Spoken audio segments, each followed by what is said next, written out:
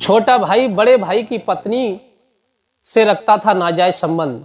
जब इस बात का खुलासा हुआ तो सारे गांव में बवाल मच गया। हर तरफ लोग इस बात की चर्चा करने लगे कि ये तो बहुत गलत हुआ। आखिर छोटे भाई के लिए ऐसा नहीं करना चाहिए था।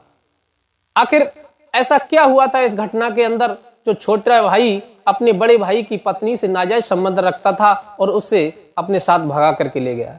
ये पूरी सच्चाई जानने के लिए आप इस वीडियो को अंत तक देखें, तभी आपको पूरी जानकारी मिलेगी। मैं हूं रितेश कुमार, स्वागत है आप सभी का सच्ची घटना यूट्यूब चैनल में। दोस्तों, ये घटना कहीं दूर की नहीं है, इसी उत्तर प्रदेश के डिस्ट्रिक्ट बदायूं की है। यहाँ पर कुछ नाम पता गोपनीय रखने के लिए मैं आपसे क्षमा चाहूंगा। एक रघु नाम का व्यक्ति था,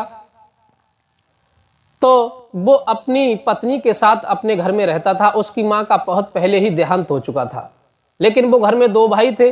छोटा भाई बाहर रहता था और बड़ा भाई घर पे रहता था।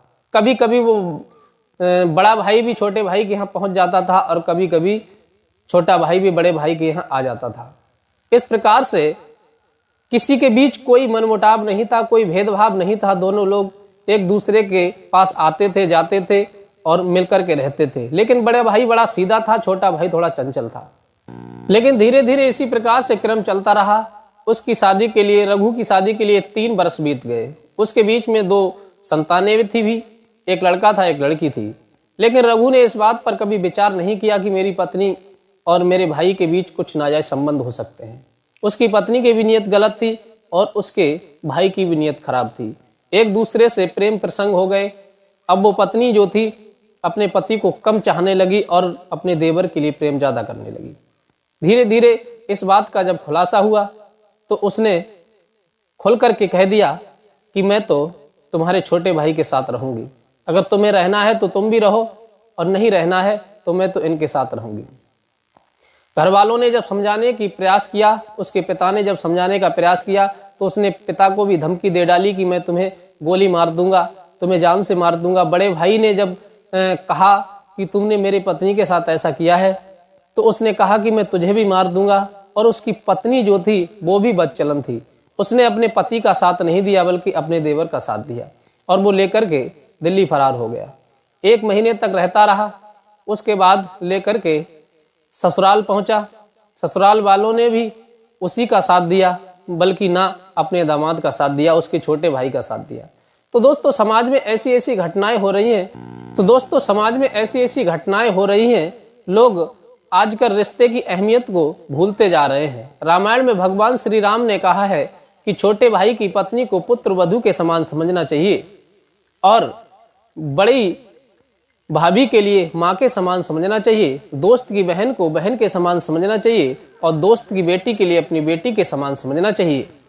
लेकिन आज के दौर में लोग रिश्ते की अहमियत को खत्म करते जा रहे हैं। रिश्तों से विश्वास उठता जा रहा है। सच कहा है कि बड़ी भाभी माँ के ही समान होती है और माँ के समान जो होती है उस पर गलत नियत डालना तो बहुत दूर की बात है, उसके बारे में सोचना भी पाप होता है।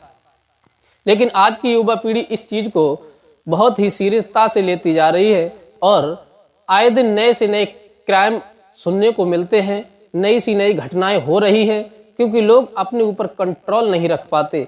इस वजह से हमारे समाज में अधिक से अधिक पाप बढ़ता जा रहा है। दोस्तों, क्या उस औरत ने अपने पति को छोड़ करके देवर का साथ दिया? उसने सही किया या गलत किया? या उस देवर ने सही किया जो अपनी माँ जैसी भाभी के ऊपर गलत नजर डाली?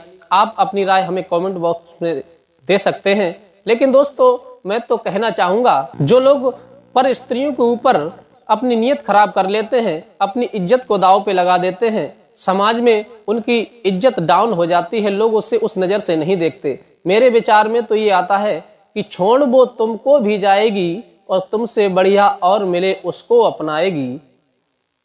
प्रेम वो तुमसे करती है और तुमसे पहले और किसी पे मरी, अब वो तुम पे मरती है। भला वो अपने जब पति की नहीं हुई तो वो तुम्हारी क्या हो सकती है?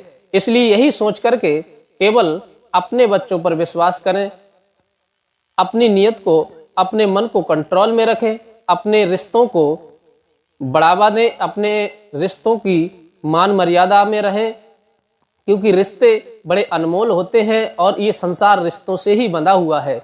इसलिए रिश्तों पर कोई ऐसी आंच ना आने दें जिससे परिवार के रिश्ते टूटें और हमारा परिवार किसी संकट में पड़े या कोई परिवार के अंदर कोई विघन पड़े।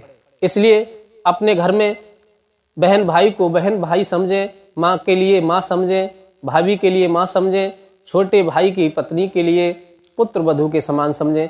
मिलकर के रहें, अपने बच्चों के साथ रहें, आनंद से रहें, खुश रहें। इसलिए किसी दूसरी स्त्री विनाश की जड़ होती है। जो लोग दूसरी स्त्रियों के चक्कर में पड़ते हैं उनका विनाश हुआ है। आप देख लीजिए, इतना बड़ा रावण था, पर स्त्री के चक्कर में उसका पूरा कुल मारा गया। और इसी वजह से आप अपने बच्चों पर विश्वास रखें, आनंद के साथ अपना जीवन बिताएं। मिलते हैं किसी अन्य सच्ची घटना के लिए। दोस्तों, अगर आपको हमारी वीडियो से कुछ सीख मिलती है तो हमारे इस चैनल को सब्सक्राइब जरूर करें और वीडियो को लाइक और शेयर जरूर करें। मिलते हैं किसी अन्य सच्ची घटना के लिए, तब तक के लिए नमस्कार।